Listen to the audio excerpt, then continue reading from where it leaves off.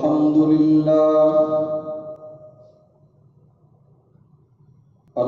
لله وكفى وسلام على عباده الذين اصطفى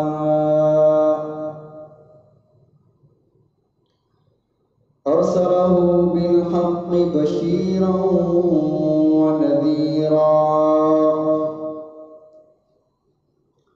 وداعيا إلى الله بإذنه وسراجا منيرا. قال الله تبارك وتعالى في الكلام المجيد والفرقان الحميد: أعوذ بالله من الشيطان الرجيم. بسم الله الرحمن الرحيم. إن الذين يبايعونك إنما يبايعون الله يد الله فوق أيديهم. وقال الله تبارك وتعالى في مقام آخر: لقد رضي الله عن المؤمنين إذ يبايعونك تحت الشجرة فعلم ما في قلوبهم فأنزل السكينة عليهم وأثابهم فتحا قريبا. وقال النبي صلى الله عليه وسلم: لا يؤمن أحدكم حتى أكون أحب إليه من والده وولده والناس أجمعين، أو كما قال عليه السلام. صدق الله وصدق رسوله النبي الكريم، ونحن على ذلك لمن الشاهدين والشاكرين، والحمد لله رب العالمين. اللهم صل على محمد وعلى آل محمد كما صليت على إبراهيم وعلى آل إبراهيم إنك حميد مجيد. اللهم بارك على محمد وعلى آل محمد كما باركت على إبراهيم وعلى آل إبراهيم إنك حميد مجيد. گرامی قدر سامعین، نبی علیہ الصلوۃ والسلام کی مبارک زندگی سے، آپ کے اسوہ حسنہ سے جڑی ہوئی ہر شے کا تذکرہ کرنا عبادت ہے. جو آپ نے فرمایا، جو آپ نے کیا، جو آپ کی زندگی کے لمحات گزرے، کسی بھی لمحے کا تذکرہ کرنا عبادت ہے. ذی القعدہ کے مہینے میں 6 ہجری میں نبی علیہ الصلوۃ والسلام عمرہ کی غرض سے اپنے جانثار صحابہ کے ساتھ مکہ مکرمہ کا سفر فرمایا. راستے میں ایک مقام آتا ہے حدیبیہ. وہاں پر کافروں کے ساتھ، مشرکین مکہ کے ساتھ ایک معاہدہ ہوا. اس معاہدے کو صلح حدیبیہ بھی کہا جاتا ہے، بیعت رضوان بھی کہا جاتا ہے. آج کے مختصر وقت میں آپ کے سامنے اتنا گوش گزار کروں گا کہ بیعت رضوان جو نبی علیہ الصلوۃ والسلام نے صحابہ کرام رضوان اللہ علیہم اجمعین سے بیعت لی، اس کو بیعت رضوان کیوں کہا جاتا ہے اور اس کو صلح حدیبیہ کیوں کہا جاتا ہے. نبی علیہ الصلوۃ والسلام نے جب ہجرت فرمائی، اس کے 6 سال رسول اللہ صلی اللہ علیہ وسلم نے خواب دیکھا. اور یہ یاد رہے کہ نبوت کا خواب وہی ہوا کرتا ہے، نبی کا خواب سچا ہوتا ہے، اس میں کذب کا شائبہ تک نہیں ہوتا. میں اور آپ اگر خواب دیکھیں تو اس میں کذب کا احتمال ہے، اس میں شیطان کی اثر انگیزی کا احتمال ہے، لیکن جس قدر انسان سچا ہو اس قدر اس کا خواب بھی سچا۔ تو امام الانبیاء حضرت محمد الرسول اللہ صلی اللہ علیہ وسلم ایسے سچے جن کے سچ کو کافر نے بھی تسلیم کیا اور کافروں نے برملا اعلان کیا، مخالفت اپنی جگہ، امانتیں بھی رکھواتے ہیں۔ رسول اللہ صلی اللہ علیہ وسلم کی صدق و امانت کا حال یہ ہے کہ کافر اپنی امانتیں بھی رکھواتے ہیں، اور نبی علیہ السلام جب پوچھتے ہیں کہ تم نے مجھے کیسا پایا، صادقانہ مکاذبہ، تو جواب میں بلا تعمل فی البدی وہ ایک جملہ کہتے ہیں کہ ربناک مرارا، ہم نے آپ کو کئی بار آزمایا ہے، فما وجدناک الا صادقا، ہم نے آپ کو صادق اور امین کے علاوہ کچھ پایا ہی نہیں ہے۔ سچ کے منبع، سچ کے مرکز، سچائی پھیلانے والے، سچ بتانے والے، سچا عمل کرنے والے، سچا قرآن امت کو دینے والے۔ نبی علیہ السلام نے خواب دیکھا، آپ کا خواب بھی سچا۔ صحابہ کرام رضوان اللہ علیہم اجمعین کے دل مچل رہے تھے کہ بیت اللہ کا طواف کریں۔ بیت اللہ تو کسی کی ملکیت نہیں ہے، مسجدیں کسی کی ملکیت نہیں ہوتی، یہ اللہ کے گھر ہیں۔ بیت اللہ سے نہ کسی مسجد سے کسی کو نہیں روکا جا سکتا، کسی کو یہ نہیں کہا جا سکتا کہ یہاں نماز نہ پڑھو، یہاں طواف نہ کرو۔ لیکن اس وقت کافروں کا دور تھا، مشرکین وہ سمجھتے تھے کہ شاید یہ بیت اللہ ہماری ملکیت ہے۔ نبی علیہ السلام کو ہجرت فرمائے 5 سال گزر چکے تھے، یہ 6واں سال تھا۔ صحابہ کرام رضوان اللہ علیہم اجمعین کو جیسے ہی رسول اللہ صلی اللہ علیہ وسلم نے خواب ارشاد فرمایا، دل مچلے، محبت برانگیختہ ہوئی، محبت ابھری۔ یا رسول اللہ صلی اللہ علیہ وسلم پھر تیاری فرمائیے، عمرے کے لیے چلتے ہیں۔ 1450 صحابہ یا 1500 صحابہ کرام رضوان اللہ علیہم اجمعین کی تعداد ہے۔ نبی علیہ السلام نے تیاری فرمائی، ہدی کے جانور جو وہاں قربان کرنے تھے، ذوالحلیفہ سے احرام باندھا اور نبی علیہ السلام وہاں سے چل پڑے۔ جب رسول اللہ صلی اللہ علیہ وسلم کا یہ مقدس قافلہ حدیبیہ کے مقام پر پہنچتا ہے تو میرے آقا علیہ السلام جس اونٹنی پر سوار تھے اس کا نام تھا قصواء۔ میرے آقا علیہ السلام جب پہنچے ہیں حدیبیہ میں، اونٹنی بیٹھ گئی، اٹھایا گیا، کوشش کی گئی، نہ اٹھی۔ صحابہ نے عرض کیا یا رسول اللہ صلی اللہ علیہ وسلم یہ شاید آپ کی نافرمان ہو گئی ہے۔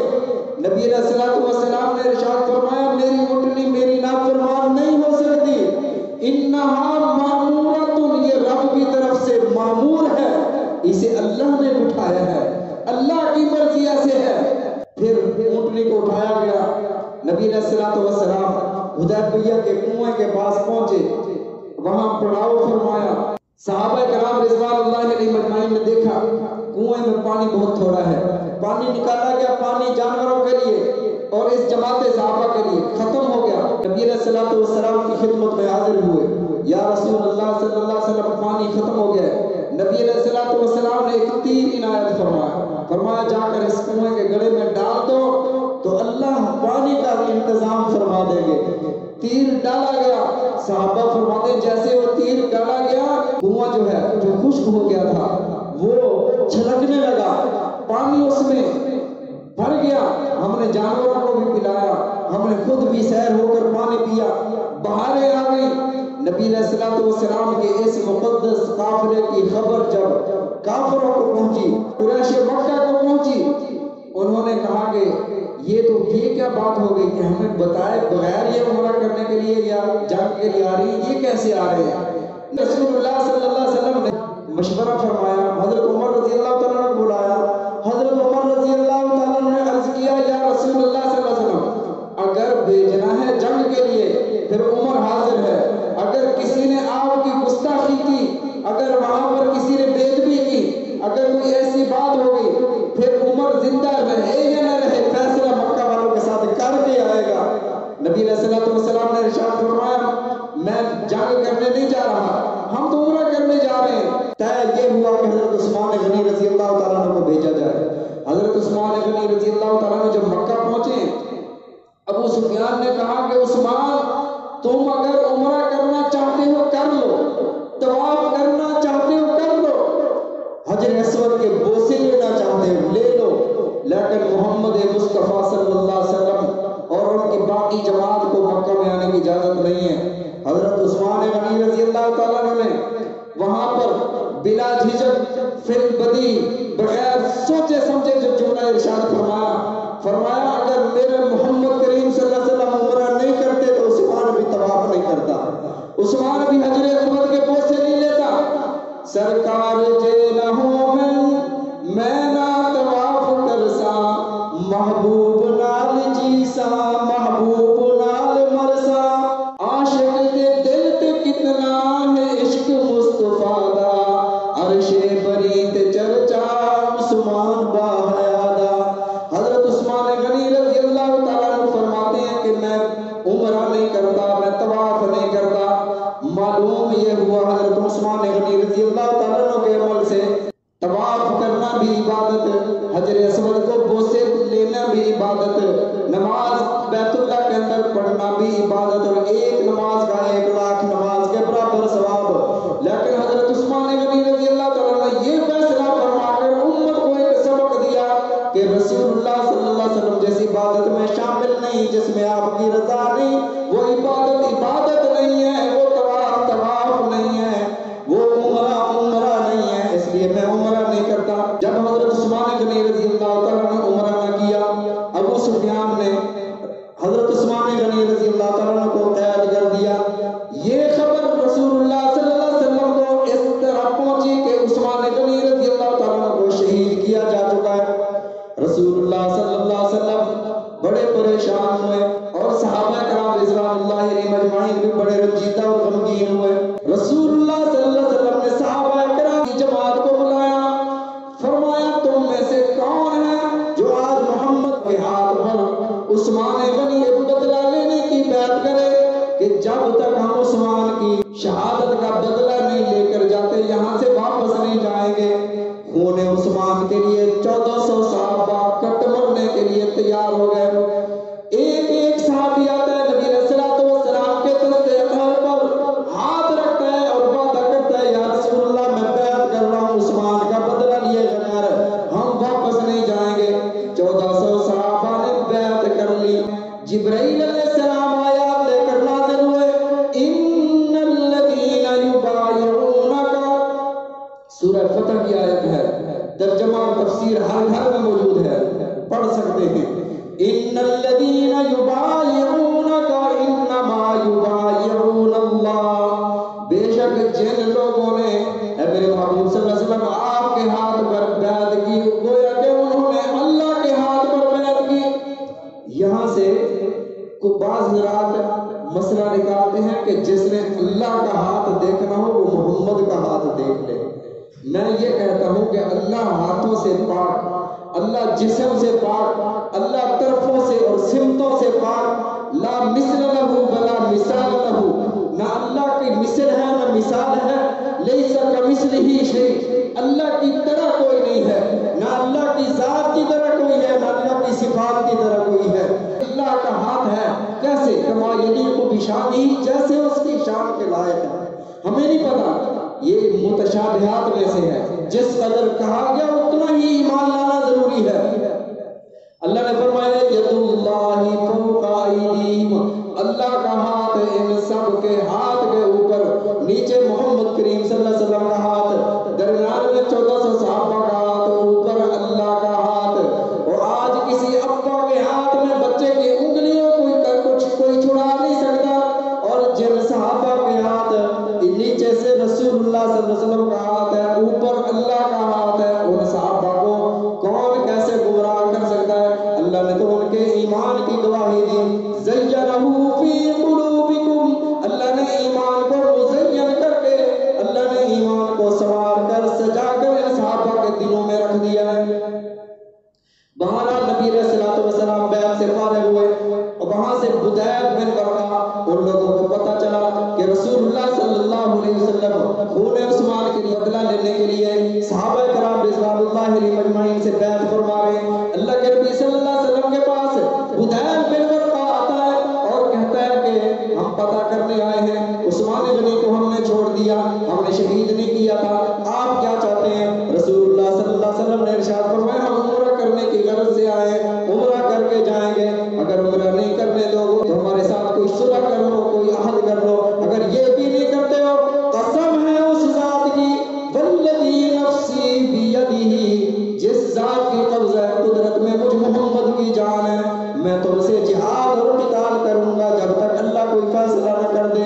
بدیل بن ورقہ واپس جاتا ہے، کہتا ہے کہ رسول اللہ صلی اللہ علیہ وسلم آپ کے صحابہ نے یہ بات کی ہے، پھر وہ عروہ بن مسعود کو بھیجتے ہیں، عروہ نے جب آ کر دیکھا حالات دیکھے واپس جاتا ہے، جب یہ واپس جاتا ہے مکہ والوں سے کہتا ہے او مکہ کے دلیروں، اپنے آپ کو دلیر اور بہادر سمجھتے ہو، ذرا محمد کی فوج کو، محمد کے جانثاروں کو، محمد کے فرمانبرداروں کو، محمد کے مجاہدوں کو دیکھتے تو تم یہ لڑائی کا ارادہ ترک کر دیتے، تم چھوڑ دیتے۔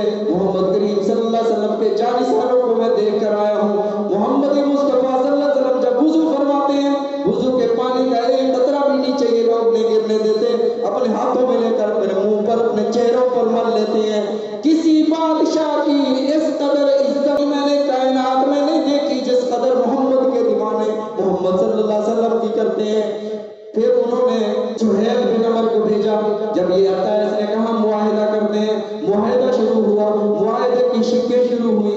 سب سے پہلی شک یہ تھی کہ اس سال اب تم آ گئے ہو، اب عمرہ نہیں کرو گے، اب یہاں سے واپس جاؤ گے۔ صحابہ کو بڑی یہ شاق اور ناگوار گزری کہ یہ کیسے اب یہاں سے واپس چلے جائیں۔ نبی علیہ الصلوۃ والسلام کی نگاہ نبوت دیکھ رہی تھی، رسول اللہ صلی اللہ علیہ وسلم نے ارشاد فرمایا تمہاری یہ شرط منظور ہے۔ دوسری کیا ہے؟ دوسری شرط یہ ہے کہ اگر مکہ سے کوئی کافر مسلمان ہو کر آپ کے پاس آتا ہے تو اسے واپس کر دیا جائے گا، اور اگر آپ کا کوئی مسلمان کفر اختیار کر کے ہمارے پاس آتا ہے ہم اسے واپس نہیں کریں گے۔ اب یہ بھی صحابہ کرام رضوان اللہ علیہم اجمعین نے کہا کہ یہ بھی ہمارے خلاف شرط ہے، لیکن نبی علیہ الصلوۃ والسلام نے یہ بھی منظور فرما لی۔ حضرت علی رضی اللہ تعالیٰ عنہ معاہدہ لکھ رہے ہیں، سب سے پہلے جب بسم اللہ الرحمن الرحیم لکھا گیا تو سہیل بن عمر کہتا ہے ہمیں کیا پتا یہ رحمان الرحیم کیا ہے، ہم تو صرف سابقہ روایت کے مطابق بسمی کا اللہم لکھیں گے۔ نبی علیہ الصلوۃ والسلام نے ارشاد فرمایا علی اس کو مٹا کر بسم اللہ الرحمن الرحیم کی جگہ بسمی کا اللہم لکھ دو۔ لکھ دیا گیا، نیچے جو لائن نیچے جو سطر لکھی گئی اس پر یہ تھا، یہ فیصلہ یہ عہد محمد رسول اللہ صلی اللہ علیہ وسلم کی طرف سے لکھا جا رہا ہے۔ پھر یہ اعتراض کرتا ہے کہ اگر ہم آپ کو رسول اللہ مان لیتے پھر جھگڑا ہی نہیں تھا، رسول اللہ کو کاٹ کر محمد بن عبداللہ لکھا جائے۔ نبی علیہ الصلوۃ والسلام نے ارشاد فرمایا امحو یا علی، ولی اس کو مٹا کر محمد بن عبداللہ لکھ دو۔ یہ فرما بردار، یہ عاشق رسول، محبت ان کا دل محبت رسول میں لبریز، عرض کرتے ہیں یا رسول اللہ ہاتھ جوڑ کر عرض کرتا ہوں یہ مجھ سے نہیں ہو سکتا کہ میں رسول اللہ کا لفظ کاٹ دوں۔ حضرت علی رضی اللہ تعالیٰ نے جب معذرت کی نبی علیہ الصلوۃ والسلام نے فرمایا میرے پاس لاؤ، وہ قرطاس وہ کاغذ لایا گیا، نبی علیہ الصلوۃ والسلام نے اپنے مبارک ہاتھوں سے خود سے کاٹ دیا۔ اب یہاں سوال یہ ہوتا ہے نبی علیہ الصلوۃ والسلام کے وصال سے 4 دن پہلے جمعرات کے دن نبی علیہ الصلوۃ والسلام ارشاد فرماتے ہیں کوئی کاغذ قلم لے آؤ میں تمہیں لکھوا دوں، کوئی چیز لکھوا دوں۔ ایک طبقہ یہ کہتا ہے کہ حضرت رسول اللہ صلی اللہ علیہ وسلم خلافت لکھوانا چاہتے تھے، علی اور عباس کو خلافت دینا چاہتے تھے، اس لیے نبی علیہ الصلوۃ والسلام نے کاغذ اور قلم منگوایا۔ جب آپ نے فرمایا کاغذ اور قلم لے آؤ، اللہ کے نبی صلی اللہ علیہ وسلم کے پاس حضرت عمر رضی اللہ تعالیٰ عنہ موجود ہیں، عرض کرتے ہیں یا رسول اللہ صلی اللہ علیہ وسلم ہمیں کتاب اللہ کافی ہے، آپ تکلیف نہ فرمائیں۔ نبی علیہ الصلوۃ والسلام خاموش ہو گئے۔ مفسرین کرام محدثین اعظام فرماتے ہیں نبی علیہ الصلوۃ والسلام اپنے صحابہ کو چیک فرما رہے تھے، دیکھ رہے تھے کہ میں نے جو انہیں کہا ہوا ہے کہ کتاب اللہ اور سنت رسول اللہ تمہارے لیے کافی ہے، ان کا نظریہ کیا ہے؟ حضرت عمر رضی اللہ تعالیٰ عنہ مزاج نبوت سمجھتے تھے، عرض کیا یا رسول اللہ میں کتاب اللہ کافی ہے، آپ تکلیف نہ فرمائیں۔ پھر اس کے بعد 5 دن گزرتے ہیں، پیر والے دن نبی علیہ الصلوۃ والسلام کا وصال ہوتا ہے۔ ان دنوں میں پھر نبی علیہ الصلوۃ والسلام نے نماز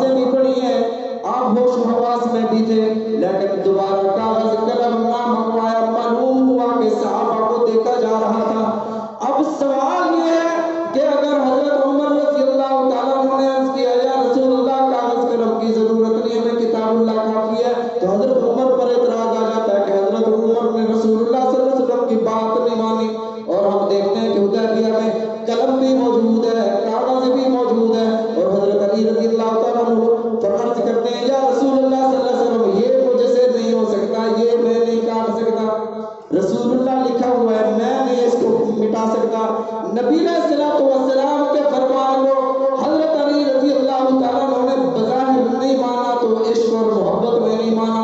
حضرت عمر رضی اللہ تعالیٰ عنہ نے عرض کیا یا رسول اللہ کتاب اللہ ہمارے لیے کافی ہے. تو آپ کی حالت کو دیکھ کر مزاج نبوت کو دیکھ کر عرض کیا یا رسول اللہ میں کتاب اللہ ہی کافی ہے.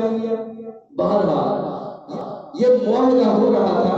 اتنی دیر میں سہیل بن عمر جو معاہدے کا محور اور مرکز تھا, جو فیصلہ کر رہا تھا, ان کا بیٹا ابو جندل رضی اللہ تعالیٰ عنہ بیڑیوں کے ساتھ ہتھکڑیوں کے ساتھ زنجیروں میں بندھے ہوئے 6 میل کا فاصلہ گھسٹتے گھسٹتے حدیبیہ کے مقام پر پہنچ جاتے ہیں. سہیل بن عمر کہتا ہے کہ میرا بیٹا نافرمان ہے, اس نے اپنے دین کو چھوڑ کر محمد کے دین کو قبول کر لیا ہے. ہمارا معاہدہ ہے کہ واپس کرنا ہے, اگر ہمارا کوئی بندہ آئے گا لہذا واپس کر دو. نبی علیہ الصلوۃ والسلام نے ارشاد فرمایا ابھی تو دستخط نہیں ہوئے, معاہدہ پورا نہیں ہوا. اس نے کہا کہ اگر نہیں کرتے ہو پھر ہمارا کوئی معاہدہ نہیں. صحابہ کرام رضوان اللہ علیہم اجمعین حضرت ابو جندل کی ہتھکڑیوں کے نشانات, ان کے زخم, ان کی تکالیف, ان کو مارنے کے نشانات, تشدد, ظلم و ستم دیکھ رہے تھے. حضرت عمر رضی اللہ تعالیٰ عنہ حاضر ہوتے ہیں یا رسول اللہ نبی یہ برحق نہیں ہے, یا رسول اللہ ہم حق پر نہیں ہیں, یا رسول اللہ صلی اللہ علیہ وسلم اللہ نے آپ پر برحق کتاب نازل فرمائی, یہ ظلم و تشدد ہمارے بھائی پر ہو رہا ہے, آپ دوبارہ اسے واپس فرما رہے ہیں. نبی علیہ الصلوۃ والسلام نے ارشاد فرمایا اصبر ابو جندل, ابو جندل صبر کر, محتسب اللہ تیرے لیے کوئی راہ نکال دیں گے. واپس کیے گا. حضرت ابو جندل واپس کیے گئے. مکہ والوں کو نظر آ رہا تھا کہ موت سے بھی بدتر ان کی زندگی ہوگی اور کس قدر ظلم و ستم ڈھایا جائے گا. نبی علیہ الصلوۃ والسلام نے واپس فرمایا. پھر ہوا یہ حضرت ابو بصیر بھی واپس کیے گئے. راستے میں ابو بصیر نے ان کے لینے والوں کے کافروں کے ایک بندے کو قتل کر دیا اور ایک بھاگ گیا. اور حضرت ابو بصیر ساحل سمندر پر بسیرا کرنے لگے. آنے جانے والے ان کے جو قافلے تھے ان سے مال و تجارت چھین لیا کرتے تھے. پھر مکہ والے خود آئے نبی علیہ الصلوۃ والسلام کی خدمت میں, یا رسول اللہ صلی اللہ علیہ وسلم یہ شرک ختم فرما دیں کہ ہم سے اگر کوئی مسلمان ہو کر واپس آئے تو ہم آپ سے واپس نہیں لیں گے, ابو بصیر کو بھی بلا دو. نبی علیہ الصلوۃ والسلام نے ایک بندہ بھیجا, اپنی تحریر بھیجی اور وہ تحریر اور خط لے کر حضرت ابو بصیر کے پاس پہنچے. نبی علیہ الصلوۃ والسلام نے اس میں یہ لکھوایا تھا ابو بصیر ہمارے پاس چلے آؤ, یہاں آپ کا خیر مقدم کیا جائے گا, خوش آمدید کہا جائے گا, یہاں تو آؤ. لیکن وہ وقت وہ تھا کہ حضرت ابو بصیر رضی اللہ تعالیٰ عنہ کا آخری وقت تھا, آخری سانسیں چل رہی تھی. نبی علیہ الصلوۃ والسلام کے والا نامہ کو دیکھا, آپ کی تحریر کو دیکھا, آنکھوں سے لگایا, چومتے ہیں, ایک زخمی شیر کی طرح اٹھتے ہیں, پھر گر جاتے ہیں. لبیک یا رسول اللہ, میں آ نہیں سکتا, یا رسول اللہ میری زندگی جواب دے گئی ہے, ہمت نہیں ہے. نبی علیہ الصلوۃ والسلام کے والا مبارک کو آپ کے اس خط کو چومتے چومتے حضرت ابو بصیر رضی اللہ تعالیٰ عنہ کی روح نکل گئی اور وہ شہید ہو گئے مسافری میں. پھر جو باقی صحابہ تھے ابو بصیر کے ساتھ انہیں بلا لیا نبی علیہ الصلوۃ والسلام نے. بہرحال یہ شرک انہوں نے خود ختم کی اور صلح حدیبیہ ہوا, اور یہ صلح حدیبیہ ذی القعدہ میں ہوا تھا. اللہ کے نبی صلی اللہ علیہ وسلم نے جو ان سے معاہدہ فرمایا اس کے ساتھ ایک شرط یہ بھی تھی کہ 10 سال ہم جنگیں نہیں کریں گے, آپس میں نہیں لڑیں گے. پھر ان 10 سالوں میں انا فتحنا لک فتحا مبینا, اللہ نے فتح مبین کی خوشخبری سنائی. اذا جاء نصر اللہ والفتح ورأیت الناس يدخلون فی دین اللہ افواجا. پہلے تو مکہ والوں کا ڈر ہوا کرتا تھا, پھر فوج در فوج, جماعت در جماعت لوگ رسول اللہ صلی اللہ علیہ وسلم کے ہاتھ بنا کر بیعت کرنے لگے, مسلمان ہونے لگے. پھر ایک وقت آیا 6 ہجری میں صلح حدیبیہ ہوا. 1400 یا 1450 صحابہ ہیں, سارے صحابہ کی تعداد اتنی ہے, لیکن 2 سال کے بعد 8 ہجری میں جب رسول اللہ صلی اللہ علیہ وسلم نے مکہ فتح فرمایا تو 10,000 کا نفوس قدسیہ کا لشکر لے کر نبی علیہ الصلوۃ والسلام مکہ مکرمہ میں تشریف لائے. تو آپ اندازہ لگائیں 1400 پھر 10,000 کے لوگ نبی علیہ الصلوۃ والسلام کے ہاتھ پر انہوں نے بیعت کی. اللہ کے نبی صلی اللہ علیہ وسلم نے ارشاد فرمایا, اللہ نے اعلان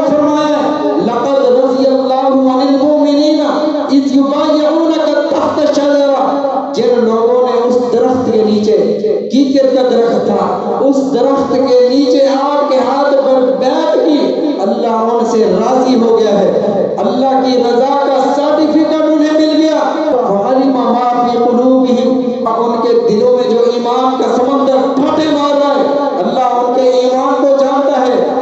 انعام یہ دیا وَأَنزَلَ السَّكِينَةَ عَلَيْهِمْ وَأَصَابَهُمْ فَتْحًا قَرِيبًا، اللہ نے فرمایا کہ ان قریب مکہ فتح ہونے والا ہے، فتح مکہ کی خوشخبری بھی عنایت فرمائی اور انہیں سکون، راحت اور اطمینان بھی عطا فرما دیا۔ اللہ تعالی ہم سب کو سمجھنے کی، عمل کرنے کی توفیق عطا فرمائے، نبی علیہ الصلوۃ والسلام کے فرامین سمجھنے کی، عمل کرنے کی توفیق عطا فرمائے۔ وآخر دعوانا